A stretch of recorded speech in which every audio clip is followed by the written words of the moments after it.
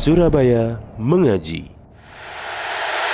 Yuk, dukung dakwah Surabaya Mengaji. Salurkan harta terbaik Anda untuk operasional dakwah.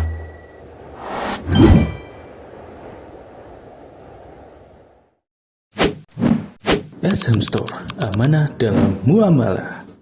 Assalamualaikum warahmatullahi wabarakatuh.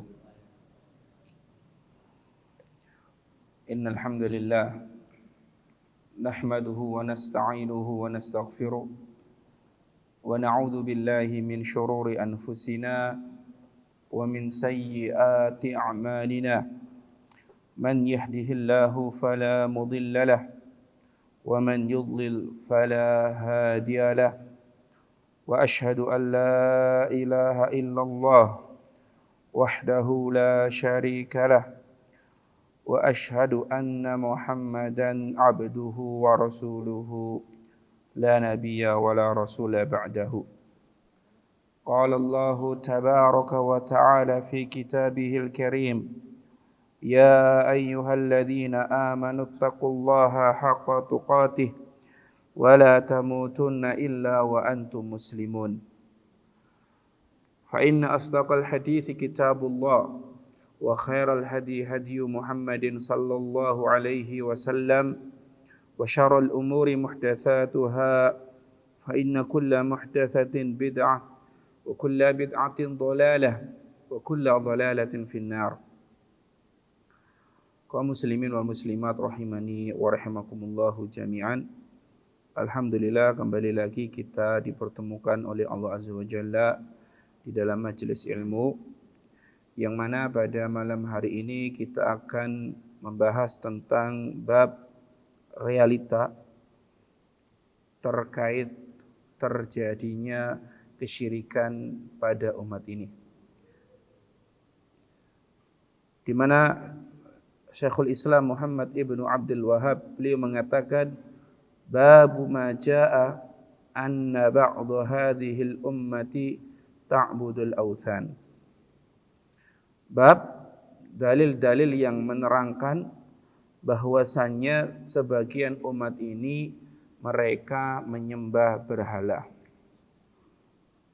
Pada bab ini Syekhul Islam Muhammad ibnu Abdul Wahhab membawakan dalil dari Al-Quran dan hadis Rasulullah sallallahu alaihi wasallam sebagaimana metode yang beliau pakai di dalam menyusun kitab At-Tauhid ini. Ada 4 ayat yang beliau bawakan dan 3 hadis. Ayat yang pertama adalah firman Allah Subhanahu wa taala, yang mana Allah berfirman, alam tara ilal ladzina utu nasiban minal kitabi yu'minuna bil jibti wat taghut.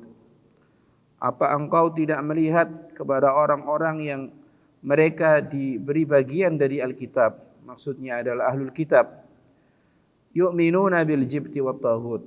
Mereka ahlul kitab beriman kepada al-jibt, yaitu sihir, berhala dan yang lainnya, wat taghut, dan juga beriman kepada taghut.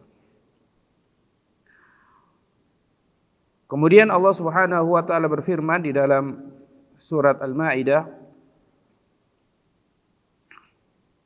qul hal unabbiukum bi syarrin min dzalika mathubatan 'indallah.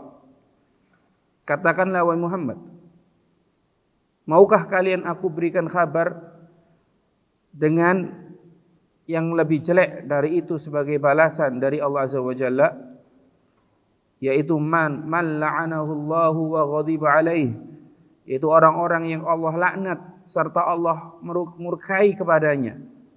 Wa ja'ala minhum al-qiradata wal khanazira, dan Allah jadikan dari mereka seekor kera, wal khanazira, dan babi, wa abadat taghut, dan penyembah-penyembah taghut. Kemudian Allah Subhanahu wa taala pun berfirman di dalam surat Al-Kahfi, Allah berfirman, qala alladzina ghalabu ala amrihim lanattakhidanna 'alaihim masjida. Berkata orang-orang yang mengurusi urusan mereka, lanattakhidanna 'alaihim masjida. Sungguh kami akan jadikan di sisi mereka, yakni di sisi gua Ashabul Kahfi, masjidah, sebuah masjid. 3 ayat ini menerangkan tentang realita kejadian yang menimpa ahlul kitab, yaitu ahlul kitab mereka menyembah berhala, ya, mereka menjadikan tempat beribadah atau membangun tempat beribadah di sisi kuburan. Nah, nanti akan disampaikan oleh Syekh apa sisi, yakni pendalilan dari ketiga ayat yang saya sebutkan tadi.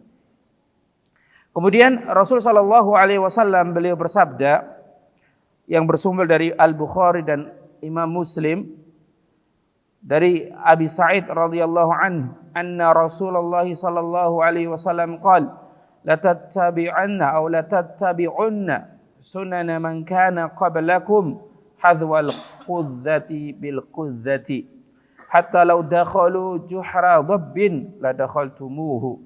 Sungguh kalian akan mengikuti sunnah-sunnah orang-orang sebelum kalian sejengkal demi sejengkal atau selangkah demi selangkah. Sampai-sampai seandainya mereka masuk ke juhur. Juhur itu artinya apa? Apa? Enggak.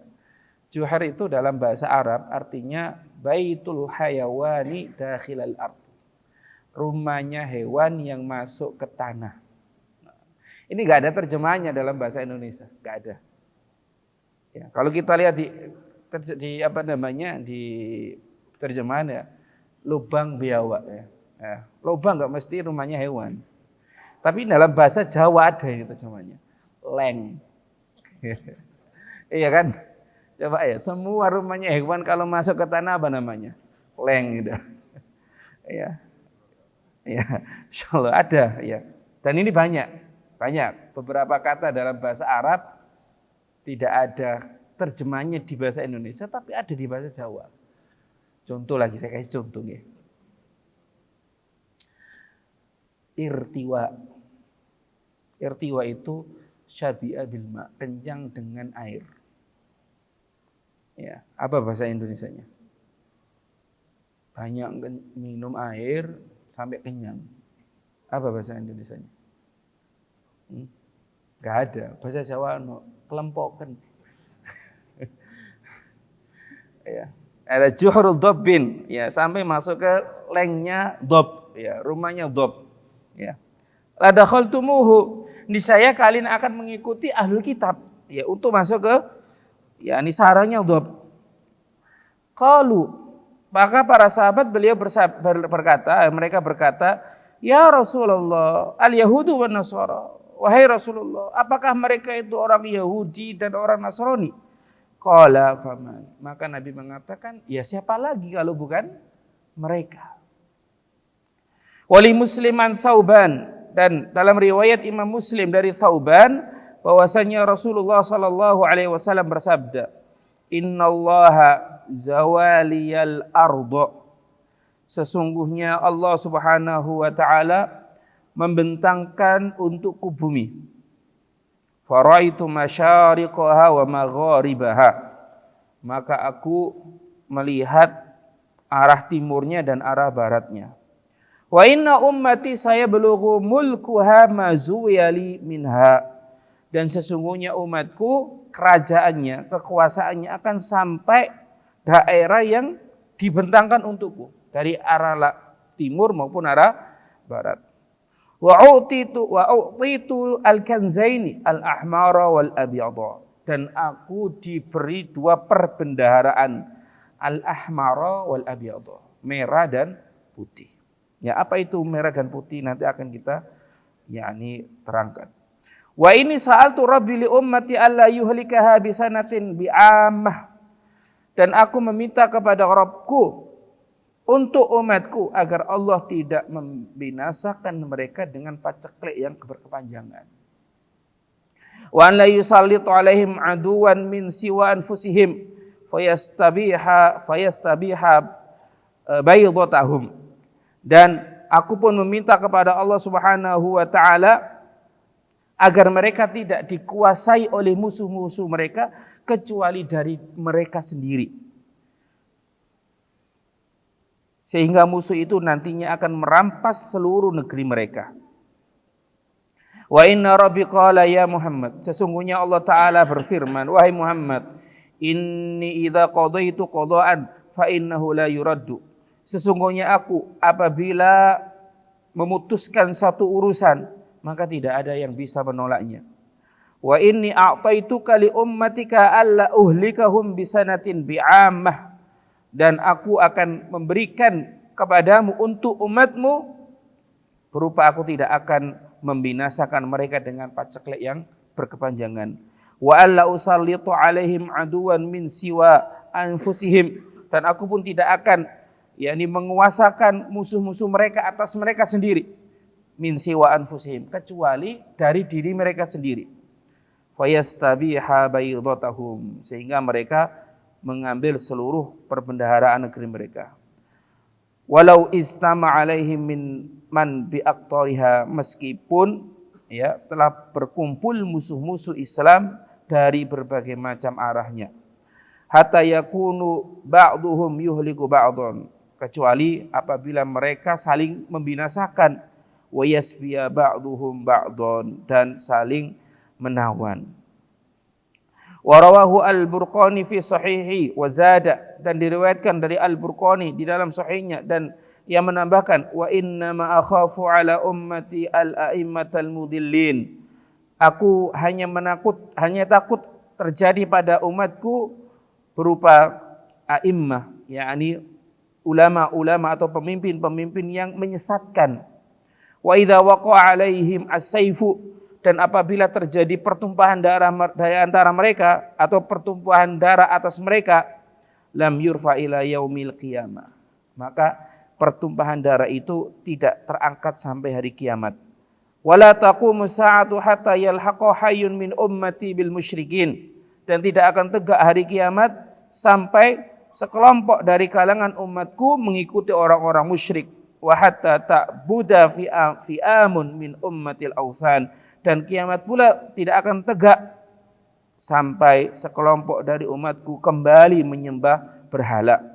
Wa innahu sayakunu fi ummati kadzabuna thalathun, dan akan ada di tengah-tengah umatku 30 pendusta. Kulluhum yaz'umu annahu nabi, semuanya mengaku kalau dia nabi. Wa ana khatamun nabiyyin, padahal aku adalah penutup para nabi. La nabiyya ba'di, tidak ada lagi nabi setelahku. Wala tazalu ta'ifatu min ummati 'alal haqqi mansuratun, dan akan senantiasa ada sekelompok dari umatku yang berada di atas kebenaran. Mereka adalah kelompok yang ditolong. Wala yadurruhum man khadalahum, dan orang yang menzalim mereka tidak sedikit pun mampu membahayakan mereka. Wala man khalafahum, begitu pula orang yang menyelisihi mereka tidak mampu untuk memadharati mereka. Hatta ya'tiya amrullahi tabaraka wa ta'ala, sampai datang perkara Allah Azza wa Jalla. Ya. Pada bab ini ada beberapa pembahasan yang disampaikan oleh muallif. Yang pertama adalah Syekh Muhammad bin Abdul Wahhab, beliau ingin menerangkan kepada kita semua bahwasanya kesyirikan itu ada di tengah-tengah umat Islam. Karena ada sebagian orang mengingkari hal ini. Ketika dikatakan meminta kepada orang yang mati itu syirik, mereka menjawab enggak, itu bukan syirik. Nah, kesyirikan realitanya ada. Kenapa? Kita harus meyakini bahwasanya kesyirikan ini ada, karena ini kabar dari Nabi SAW. Kalau kita mengingkari umat ini nggak ada yang terjatuh ke dalam kesyirikan, itu seakan-akan kita mendustakan kabar dari Nabi SAW. Gitu loh. Ya. Dikatakan di sini, fahadal amru fi raddun ala man za'ama min khusumi asy-syaikhi wa ghairihim anna syirka la yaqa'u fi hadhil ummah. Maka dalam perkara ini terdapat bantahan bagi orang yang menyangka. Siapa orang yang menyangka? Yaitu orang-orang yang memusuhi Syekh Muhammad bin Abdul Wahab. Ya, mereka menyangka bahwasanya kesyirikan tidak terjadi di umat ini. Wa anna ma yakunu min ubadil quburi laisa minasyirk. Dan mereka menganggap bahwasanya apa yang dilakukan oleh para penyembah kubur bukanlah bagian dari kesyirikan. Li'annal ummata ma'sumatun minhu. Karena umat Islam itu terjaga dari kesyirikan. Bihaditsin, berdasarkan dari satu hadis, inna syaitana, bahwasanya syaitan qad aisa ayya'budahul musalluna fi jaziratil Arab. Bahwasanya syaitan dia berputus asa ya, dari disembah oleh orang-orang yang sholat di Jazirah Arab. Hadis ini hadis sahih diriwayatkan oleh Muslim. Ya. Ada hadis yang menerangkan apa? Syaitan itu sudah berputus asa. Berputus asa dari apa? Dari orang-orang Arab menyembah mereka. Artinya enggak mungkin orang Arab itu akan menyembah syaitan setelah datangnya Islam. Nah, apakah hadis ini memberikan makna bahwasanya enggak ada kesyirikan di tengah-tengah umat ini? Jawabannya tidak. Ya, jawabannya tidak. Ada beberapa penjelasan yang dijelaskan oleh para ulama terkait hadis ini. Yang pertama, makna dari hadis ini adalah syaitan berputus asa dari semua orang yang sholat itu menyembah dia.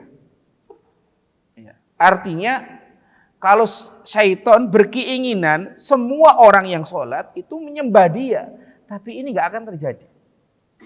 Ada sebagian yang menyembah syaitan tetapan. Ya, dia sholat, namun karena nggak paham tauhid, akhirnya dia mengikuti syaitan. Nah, ini maksudnya. Ya. Yang kedua maksudnya adalah hadis ini berbicara atau menerangkan tentang prasangka syaitan, bukan realita yang terjadi di tengah umat. Paham ya? Jadi syaitan menganggap kalau dia nggak bakalan disembah lagi. Ya. Tapi realitanya syaitan disembah, gitu loh. Jadi hadis ini menerangkan tentang prasangka syaitan, bukan realita yang terjadi di tengah-tengah umat. Ini yang dijelaskan oleh Syekh Muhammad bin Shalih Al-Utsaimin. Kemudian yang ketiga, ya, maknanya adalah al-musallun di sini adalah al-mu'minun kamilal iman. Orang-orang yang beriman yang sempurna imannya. Itu loh. Ya. Jadi yang nggak akan menyembah syaitan itu hanya orang-orang yang imannya sempurna. Kemudian yang keempat adalah yang dimaksud dengan al-musallun di sini adalah as-sahabah, para sahabat Nabi Muhammad SAW. Ya. Ya, intinya bahwasanya hadis ini tidak bertentangan dengan hadis-hadis yang lain. Apa? Hadis bahwasanya kelak ya, atau di antara tanda kiamat adalah adanya umat Islam yang menyembah berhala. Ya. Ini hadis. Kemudian hadis ini menerangkan bahwasanya syaitan putus asa untuk disembah. Seakan-akan apa? Bertentangan. Namun ini tidak bertentangan. Ya, karena hadis tentang keputusasaan syaitan untuk disembah itu dibawa kepada salah satu dari 4 makna yang sudah saya sebutkan tadi. Dan makna yang paling mendekati kebenaran yang kuat itu adalah makna yang kedua. Bahwasanya syaitan itu berprasangka bahwasanya dia tidak akan disembah lagi di tengah-tengah umat ini. Namun realitanya berbeda dengan prasangka syaitan. Ya. Kemudian setelah itu Syekh Muhammad bin Abdul Wahhab beliau membawakan beberapa dalil. Dalil yang pertama adalah firman Allah Ta'ala, alam tara ilal ladzina utu nasiban minal kitabi yu'minuna bil jibti wa taghut. Apakah kamu tidak melihat kepada orang-orang yang diberi bagian dari kitab, mereka beriman kepada jibt wa taghut. Apa itu al-jibtu? Al-jibtu adalah amun likulli sonamin wa sihrin au kahanatin wa nahwiha. Adalah sebutan umum untuk semua sonam, berhala, patung, sihir, kahanatin, perdukunan, dan yang lainnya. Ya. Mereka beriman dengan yang demikian. Ya. Sihir ada enggak? Ada. Ya. Namun kita harus yakin bahwasanya sihir tidak akan berfungsi kalau Allah tidak mengizinkan. Gitu loh. Sihir tidak bisa memberikan madarat dengan sendirinya. Gitu. Kalau Allah Ta'ala mengizinkan, akan terjadi kemadaratan. Tapi kalau Allah tidak mengizinkan, tidak akan pernah terjadi kemadaratan sedikit pun. Ya. Wa taghut, dan juga mereka beriman dengan taghut. Apa itu taghut? Taghut adalah ma tajawaza bil abdu haddahu min ma'budin kal asnam, yaitu apa-apa yang seorang hamba melampaui batas dengannya, melampaui batas terhadapnya, berupa apa? Ma'budin, ya, sesuatu yang disembah, kal asnam, seperti apa? Berhala. Di dalam kitab yang lain, yakni Syekh Muhammad bin Abdul Wahhab, beliau mengatakan, ya, kullu ma ubida min ghairillahi wa huwa radin. Nah, dikasih pengikat wa huwa radin. Segala sesuatu yang disembah selain Allah dan dia ridho. Yang disembah itu ridho untuk disembah. Nah, itu taghut. Tapi kalau ada seseorang disembah namun dia tidak ridho, maka bukan taghut. Ya, contohnya Nabi Isa alaihissalam. Ya. Nabi Isa alaihissalam diibadahi oleh orang-orang Nasrani. Apakah Nabi Isa alaihissalam ridho? Tidak. Tidak ridho. Bahkan beliau kelak ketika turun, ya, sebagai tanda akan dekatnya hari kiamat, di antara yang beliau lakukan adalah apa? Memecah semua salib. Gitu. Bukti bahwasanya beliau tidak ridho. Au madbu'in ka ulama'id dhalal, atau berlebihan di dalam mengikuti ulama kesesatan. Ulama fungsinya adalah menyampaikan firman Allah, menyampaikan sabda Nabi, menyampaikan hukum Allah. Ini fungsi ulama, bukan memproduksi hukum. Bukan memproduksi hukum. Dalam artian ketika sesuatu yang sudah jelas gamblang ada di Al-Quran, maka para ulama menyampaikan zina haram. Para ulama menyampaikan di tengah-tengah umat kalau zina itu haram. Ya. Tapi kalau sampai ada orang yang dianggap ulama berbeda pendapatnya tentang hal ini, zina halal, ya, kemudian ada yang mengikuti, nah maka yang ngikuti ini apa? Dia telah mengikuti taghut. Ya. Au muta'in kal umara'i idza kanat ta'atuhum fi tahrimil halali wa tahlil haram. Atau yang diikuti seperti para umara, pemimpin, apabila ketaatan mereka di dalam mengharamkan apa yang halal dan menghalalkan apa yang haram. Ya. Islam memerintahkan kita, atau syariat Islam di dalam syariat Islam kita diperintah untuk taat kepada pemimpin. Akan tetapi kalau kita baca dalil, ya, dari atau terkait ketaatan terhadap pemerintah ini, maka dikatakan para ulama ketaatan itu muqayyad, ya, terikat, bukan mutlak. Ya ayyuhalladzina amanu atti'ullaha wa atti'ur rasul wa ulil amri minkum. Wahai orang-orang yang beriman, bertakwalah kepada Allah, taatilah Allah dan taatilah Rasul serta pemimpin kalian. Nah, dikatakan para ulama, ketika Allah Ta'ala memerintahkan taat kepadanya, Allah mengatakan atiullah. Ketika Allah memerintahkan ketaatan kepada Rasul, wa atiur Rasul, dimulai dengan kata atiu, taatilah. Tapi ketika diperintah untuk mentaati umara, Allah tidak mengatakan wa atiul umara atau wa atiu ulil amri, enggak pakai. Maknanya apa? Maknanya taat kepada umara bersifat muqayyad. Muqayyad dalam artian ketika yang diperintah adalah kema'rufan, sesuatu yang mubah, tidak berupa kemaksiatan, maka kita taat.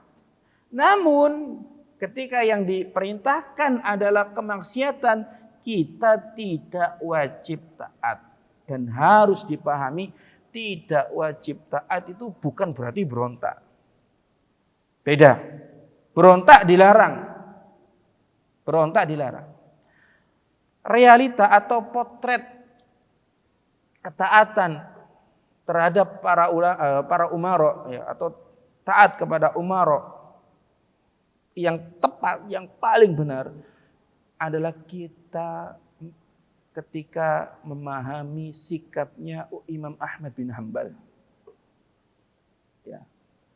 Baca sejarahnya Imam Ahmad bin Hanbal, maka disitulah ada keterangan tentang bagaimana bermuamalah dengan pemerintah.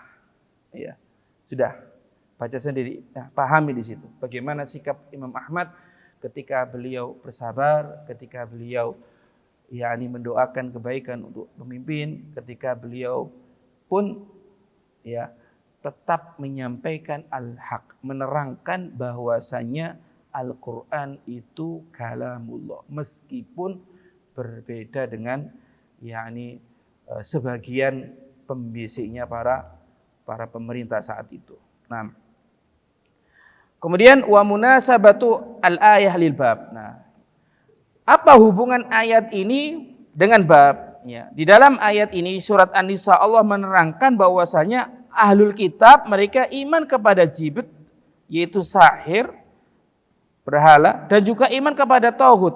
Nah, kok bisa ayat ini dijadikan dalil akan terjadinya kesyirikan di tengah umat? Kata syarih, annal yahuda wan nasara, sesungguhnya Yahudi dan Nasrani, ma'annahum utu nasiba minal kitab, meskipun mereka diberi Alkitab, amanu bil jibti wa tauhid, tapi mereka toh masih iman kepada jibt dan tauhid. Nah, ini keadaannya apa? Ahlul kitab. Wa hadhil ummah allati qala an-nabiy sallallahu alaihi wasallam, dan umat ini yang mana Nabi sallallahu alaihi wasallam beliau bersabda, la tattabi'unna sunnana atau la tattabi'unna sunana man kana qablakum, sungguh kalian akan mengikuti sunnah orang-orang sebelum kalian. Nah, jadi beriman kepada tauhid, beriman kepada al-jibt, itu bagian dari sunnah orang-orang terdahulu. Dan Nabi mengatakan ada di kalangan umat Islam yang mengikuti sunnahnya orang terdahulu. Ya, maka kesyirikan pun ada menimpa pada sebagian umat Islam. Mengikuti sunnah orang terdahulu itu sesuatu yang hatmun, lazim, pasti ada. Gitu. Pasti.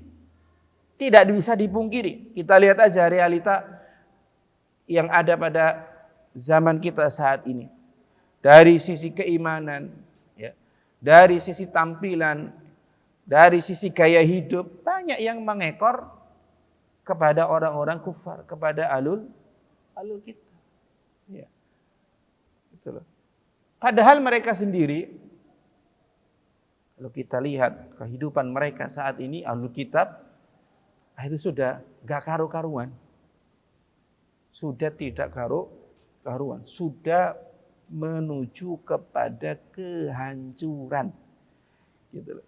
Ya, orang-orang kufar itu mereka sudah menuju kepada apa? Kehancuran. Nah, dan tahu mereka akan hancur. Tapi apa? Mereka nggak mau hancur sendirian. Jadi mengkampanyekan propaganda kepada kaum muslimin yang lemah iman, yang nggak punya ilmu. Gitu loh. Contoh, ya, masalah LGBT. Ya. Secara fitrah manusia mengingkari. Fitrah. Bahkan salah seorang ulama pemimpin Abbasiyah, ya saya lupa namanya, seorang khalifah itu mengatakan begini, wallahi demi Allah, kalau bukan Allah yang mengkabarkan adanya laki-laki suka laki-laki, saya nggak akan percaya. Kenapa? Saking nggak masuk akalnya, gitu loh. Tapi karena kabar dari Allah pasti benar, ya percaya bahwasanya itu terjadi. Ya. Dan sekarang ke negara barat melegalkan, mengkampanyekan dan yang lainnya. Ya. Ini menuju kehancuran mereka. Gitu. Ya. Seandainya gini, kaum LGBT hidup sendiri, nggak usah kampanye ngajak-ngajak orang, hidup sendiri. Ya.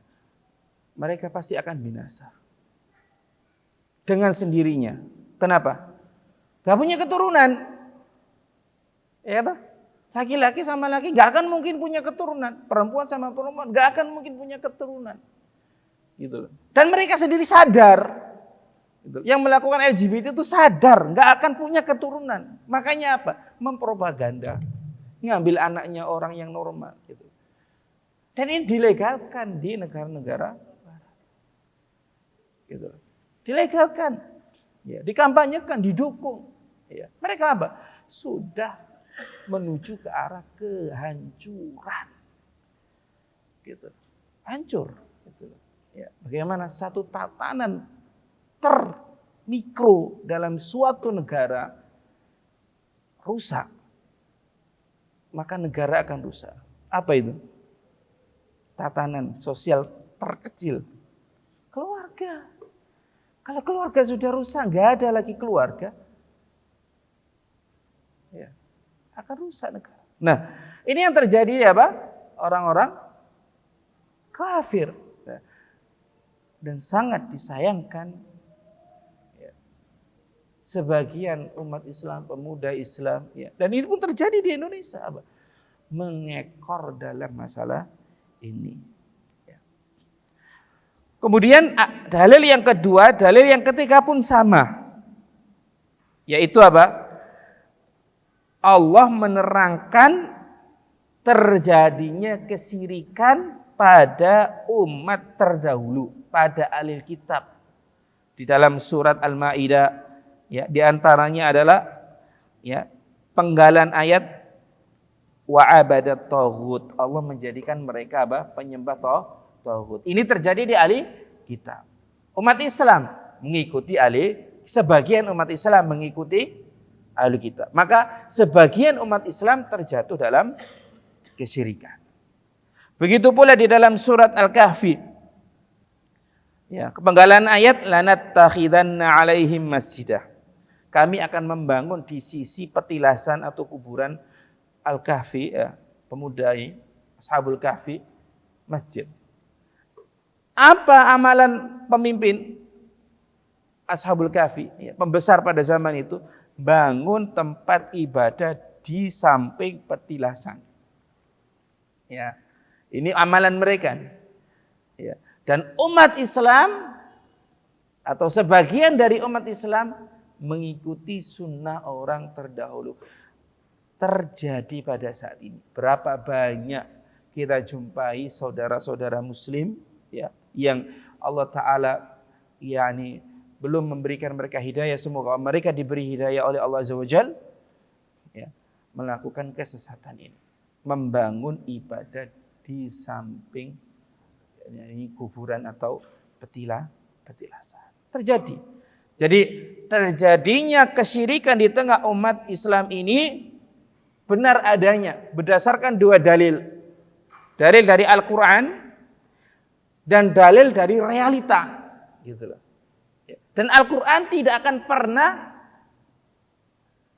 bertentangan dengan realita. Tidak akan pernah.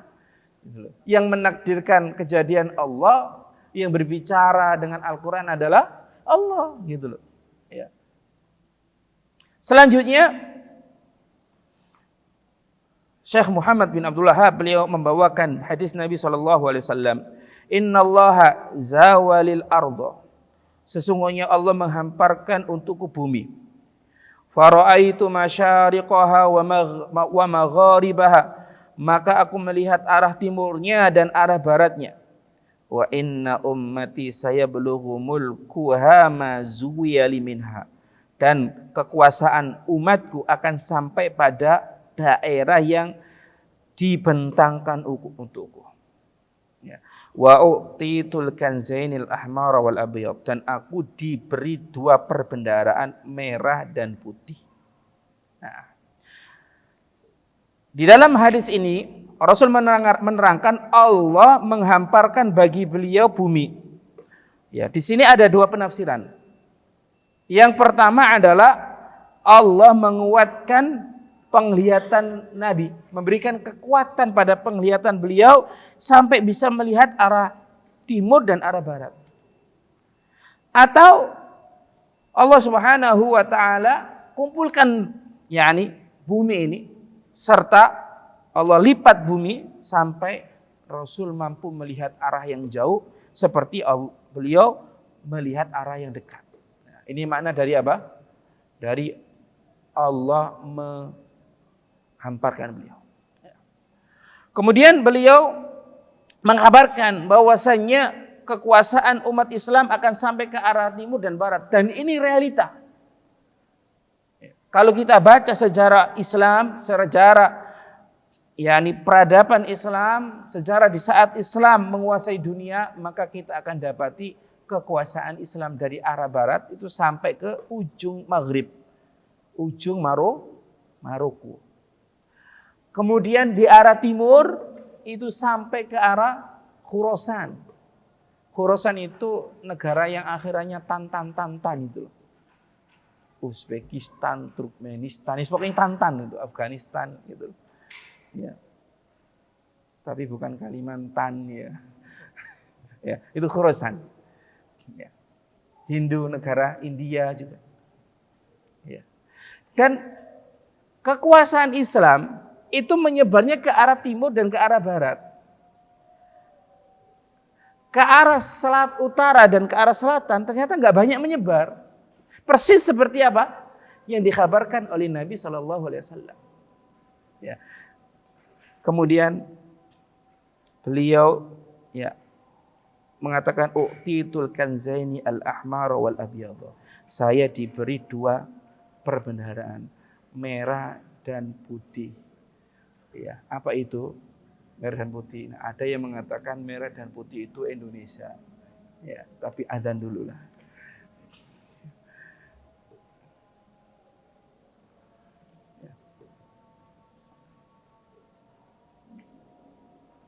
Ya.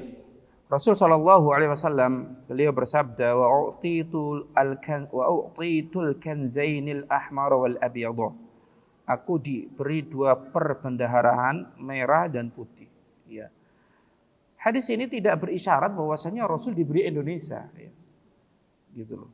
Karena ada sebagian orang dari orang Indonesia, gitu, mengotak-atik kotak-katik ya, kotak-katuk ya, menggatuk-gatuk no. Ya. Itu hadis ini berbicara dengan yang dimaksud oleh hadis ini adalah Indonesia karena bendera Indonesia itu merah putih. Kalau sekedar warna bendera, negara yang benderanya merah putih juga banyak selain Indonesia, gitu loh. Ya. Polandia ya, merah putih atau putih merah ya, putih merah. Tapi ada negara yang lain juga merah putih ya, gitu. Apa? Maroko, bukan? Monaco, ya, gitu loh. Ya. Singapura yang merah putih. Ya. Gitu loh. Ya. Banyak yang merah putih. Nah, ini kesalahan di dalam apa? Memahami hadis Nabi Sallallahu Alaihi Wasallam. Saya pernah menerangkan di sini, ketika kita bermuamalah dengan nas syar'i, dalil syar'i, Al-Quran atau hadis, maka pahamilah lafaz dalam Al-Quran, atau kita harus memahami lafaz di dalam Al-Quran dan hadis berdasarkan pemahaman waktu nuzulnya, waktu keberadaannya. Gitu. Jangan sampai kita pahami dengan bahasa sekarang. Kalau kita pahami dengan bahasa sekarang, rusak. Contoh ya, sering saya katakan jilbab. Gitu. Jilbab, bagaimana pemahaman waktu turunnya ayat Al-Quran tentang jilbab? Bagaimana bahasa Arab menerjemahkan makna jilbab? Jangan sampai gara-gara lafaz jilbab ada di bahasa Indonesia, kita pahami lafaz jilbab di Al-Quran dengan jilbab bahasa Indonesia. Ya ini salah. Gitu loh. Ya. Fitnah. Nah ini yang sering. Ya akhi, jangan memfitnah. Al-fitnah tu asyadu minal qatl. Ya. Itu bisa dibawakan. Ya. Padahal fitnah dalam bahasa Arab, terlebih di Al-Quran banyak tafsirnya. Gitu loh. Ya. Ada artinya syirik, ada artinya azab, ada yang artinya fitnah. Gitu loh. Ya, jadi kalau kita mendapati kata dalam Al-Quran, ya, maka pahamilah kata tersebut waktu nuzulnya, waktu turunnya. Apa yang dimaksud oleh Allah Azza wa Jalla. Ya, saya suatu ketika sudah 10 tahun yang lalu, lebih lah, ketika masih mahasiswa, liburan, dengarkan khutbah Jumat di desa. Ya, khatibnya sudah wafat, ghafarahullah. Menukil ayat dari firman Allah Ta'ala sebagai pembuka khutbah. Wattaqu fitnata la tusibanna alladhina zalamu minkum khawassah. Dan takutlah kalian terhadap fitnah yang tidak menimpa kepada orang yang zalim saja. Setelah itu beliau mengatakan, fitnah dalam kamus bahasa Indonesia, hati saya antara sedih dan ketawa. Bagaimana mentafsirkan lafaz fitnah di dalam Al-Quran dengan kamus bahasa Indonesia? Gitu loh. Maka yang terjadi apa? Membicarakan perselisihan para sahabat sehingga jauh dari apa yang dimaksud ayat tersebut.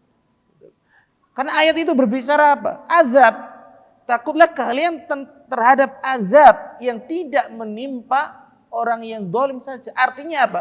Ketika azab turun, semuanya kena. Kayak tsunami di Aceh itu. Apa sih yang rajin maksiat aja yang kena? Enggak. Sing rajin sholat, rajin tahajud, rajin sedekah, ya semua kena. Ini maksud ayat. Ya. Jadi ini penting. Kita memahami Al-Quran, memahami hadis Nabi SAW ya, dengan pemahaman yang benar. Ya, berkaitan dengan lafaz yang ada di dalam ayat maupun hadis, kita pahami ya, sebagaimana waktu nuzulil Quran, di masa turunnya Al-Quran, dan di masa Rasul SAW bersabda. Contoh yang lain, ya, najd, lafaz najd, tahu najd? Ya. Mana najd? Sekarang. Bagian dari negara apa? Sekarang. Ya. Saudi. Ya, najd. Ada najd. Bagian dari Saudi. Dan orang-orang yang membenci dakwah Muhammad bin Abdul Wahab memakai hadis yang di situ diterangkan bahwasanya di Najd telah muncul 2 tanduk syaitan. Berarti ini. Ya, benar sabda Nabi SAW. Ya, Wahabi itu tanduk syaitan. Nah, dikatuk-katuk.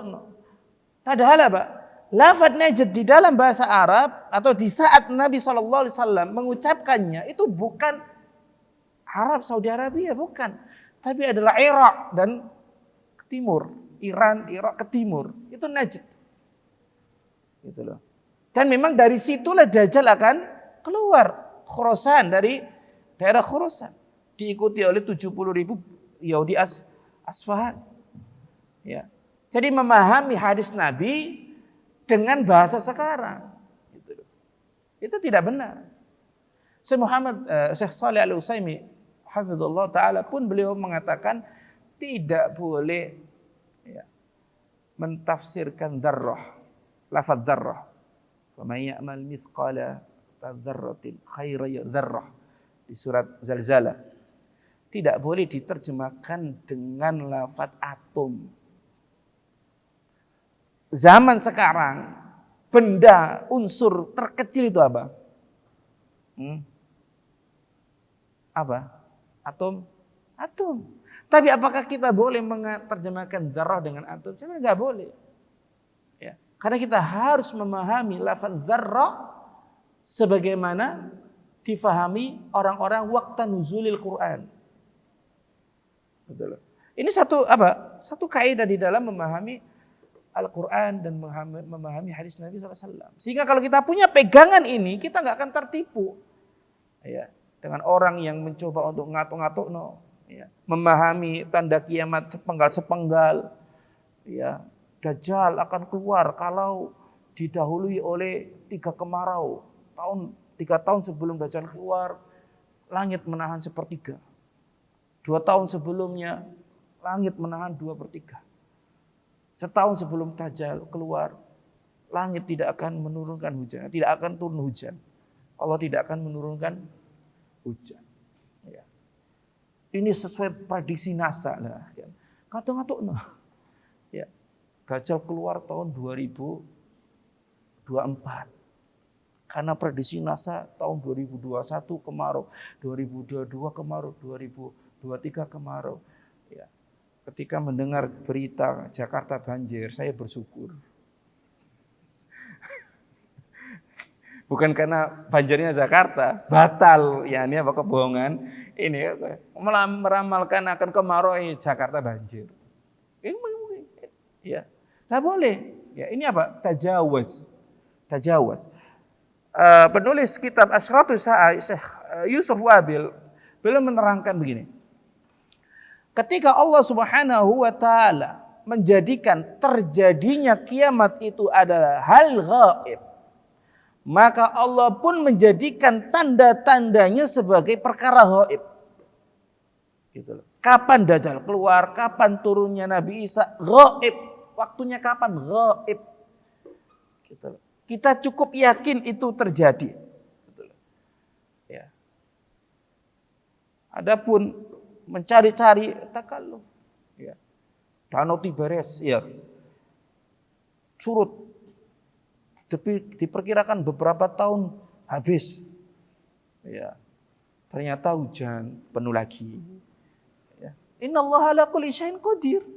Allah mampu atas segala sesuatu. Dan kita tidak diperintah dengan yang demikian. Kita diperintah apa? Persiapan. Rasul sallallahu alaihi wasallam ditanya, "Mata sa'ah?" Kapan sa'ah? Kapan kiamat ya Nabi? Kata Nabi, ma'a'dattalaha, apa yang kamu persiapkan. Itu perintahnya. Wa tazawwadu, berbekallah. Bukan ngitung. Nah ini terjadi di mana-mana, enggak hanya di Indonesia. Nah, sekarang apa yang dimaksud dengan merah dan putih? Qala al-Imam al-Qurtubi, berkata al-Imam al-Qurtubi, yani bihi kanzu Kisra wa huwa malikul Furs.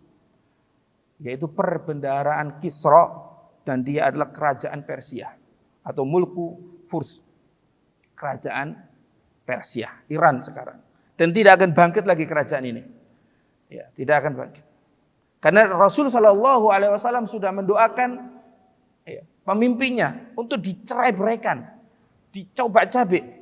Ketika Rasul Shallallahu Alaihi Wasallam mengutus sahabat beliau untuk menyampaikan surat ajakan masuk Islam kepada Raja Persia. Bismillahi min Muhammadin ila azimi Furs. Sampai di situ dirampas oleh Raja Persia. Ya, surat Nabi dicobak-cabik, ya. Dirobek. Ya. Kata dia abdun haqir qaddama ismahu ala ismi. Hamba yang laknat, budak yang laknat, dia berani mendahulukan namanya dari namaku. Ketika kabar ini sampai kepada Nabi, ya, Nabi pun mendoakan agar Allah mencobak-cabik kerajaan Persia, dan benar, hancur, tidak ada lagi kerajaan Persia. Nah, wa kanzu Kaisar, ada ya, dan perbendaharaan Kaisar, wa huwa mulkur Rum, adalah kerajaan Romawi. Nah, kalau Romawi ini kita lihat teks hadis terkait hari kiamat, ya, itu masih ada, ya, gitu loh. Ya, menaklukkan Konstantinopel, ini terkait dengan Romawi.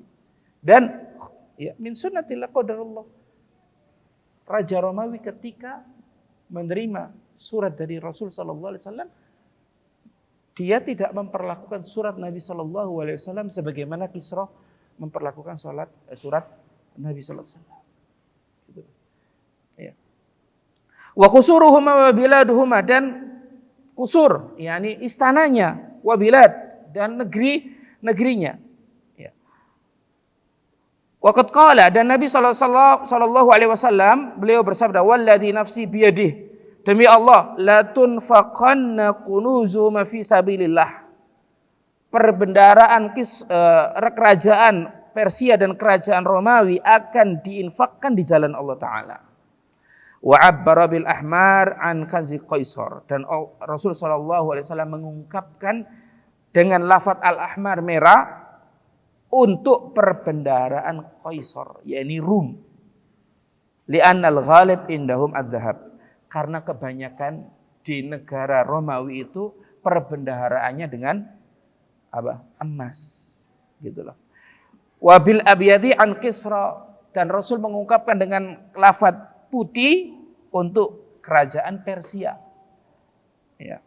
Li'annal ghalib indahum al-jauhar wal fiddah, karena kebanyakan perbendaharaan yang ada di negeri Persia itu adalah permata dan fiddah, yaitu perak. Perak putih kan?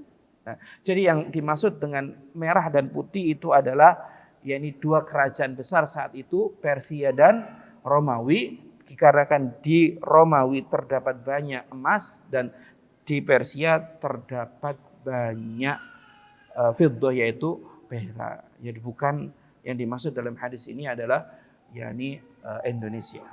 Ya, gitu loh. Baik. Demikian yang bisa disampaikan. Insyaallah akan kita lanjutkan yakni pembahasan terkait bab ini. Apabila ada kata yang benar, maka itu datanya dari Allah Azza wa Jalla. Kalau ada salah, khilafnya, kami mohon maaf yang sebesar-besarnya. Ya, saya tutup dengan bacaan kafaratul majlis. Subhanakallahumma wa bihamdika asyhadu an la ilaha illa anta astaghfiruka wa atubu ilaik. Assalamualaikum warahmatullahi wabarakatuh.